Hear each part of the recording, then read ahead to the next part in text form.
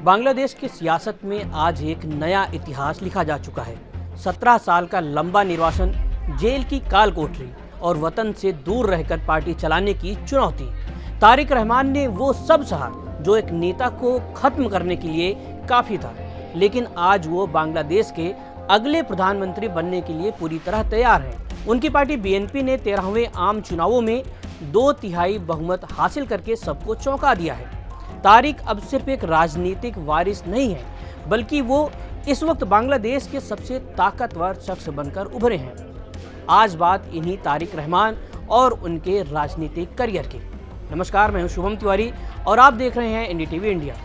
तारिक रहमान की कहानी एकदम फिल्मी स्क्रिप्ट जैसी है, जिसकी शुरुआत हुई पुलिस हिरासत से। 1971 के मुक्ति संग्राम के दौरान जब वो महज 4 साल के थे, उन्हें हिरासत में लिया गया था। उनकी पार्टी उन्हें आज भी युद्ध के सबसे कम उम्र के बंदी के रूप में सम्मान देती है। उनकी पहचान हमेशा उनके माता पिता से जुड़ी रही। उनकी पहचान यही है कि वो जियाउर रहमान और खालिदा जिया के बेटे हैं। उनका जन्म 1967 में उस समय हुआ था जब बांग्लादेश पूर्वी पाकिस्तान कहलाता था, यानी बांग्लादेश तब मौजूदा पाकिस्तान का ही हिस्सा था। उनके पिता जियाउर रहमान सेना में कमांडर थे। 1975 के तख्ता पलट के बाद उन्होंने धीरे धीरे सत्ता में अपनी पकड़ मजबूत की। उसी साल बांग्लादेश के संस्थापक नेता और शेख हसीना के पिता शेख मुजीबुर रहमान की हत्या कर दी गई थी। इस घटना के बाद जिया और हसीना परिवारों के बीच गहरा और स्थायी राजनीतिक टकराव पैदा हो गया, जिसे आमतौर पर बेगमों की लड़ाई कहा जाता है। आज के बांग्लादेश के चुनाव में खास बात यही है कि ये दशकों में पहला ऐसा चुनाव है जिसमें दोनों बेगमों में से कोई भी चुनावी मैदान में नहीं थी। खालिदा जिया की मृत्यु हो गई है, जबकि हसीना अब भारत में रहने को मजबूर है। कुछ वर्षों बाद जियाउर रहमान की भी हत्या कर दी गई। तब तारिक रहमान की उम्र केवल 15 साल थी।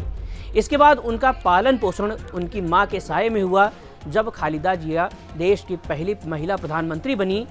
आगे चलकर के सत्ता को लेकर के हसीना और जिया के बीच लगातार संघर्ष चलता रहा और दोनों ने एक दूसरे को राजनीतिक रूप से चुनौती दी।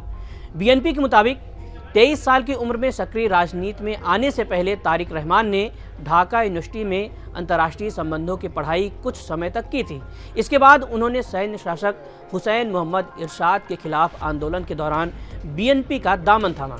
23 साल की उम्र में वे सक्रिय राजनीति में आए, लेकिन उनके लिए ये राह आसान नहीं थी। 2007 में भ्रष्टाचार के आरोपों में उन्हें गिरफ्तार कर लिया गया।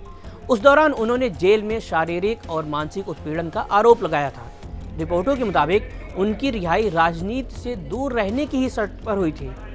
उसी वर्ष रिहा होने के बाद वे इलाज के लिए 2008 में लंदन चले गए और फिर कभी बांग्लादेश वापस नहीं आए। हसीना सरकार के दौरान उन पर मुकदमों की झड़ी लगा दी गई। 2004 के ग्रेनेड हमले की साजिश में उन्हें उनकी गैर मौजूदगी में आजीवन कारावास की सजा सुनाई गई।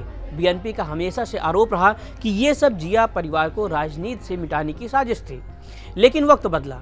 शेख हसीना को सत्ता छोड़नी पड़ी और मां खालिदा जिया के निधन के बाद तारिक ने बीएनपी की कमान पूरी तरह अपनी हाथों में ले ली। लंदन में बैठकर 17 साल तक अपनी पार्टी को एकजुट रखना और फिर देश लौट करके एक ऐसी जीत हासिल करना जो इतिहास बन जाए, ये तारिक रहमान की राजनीतिक काबिलियत का सबूत है। ये जीत सिर्फ उनकी नहीं है, बल्कि उस विरासत की भी है जिसे उनके विरोधियों द्वारा खत्म करने की हर मुमकिन कोशिश की गई थी। आज बांग्लादेश के लोग तारिक रहमान में एक नई उम्मीद देख रहे हैं।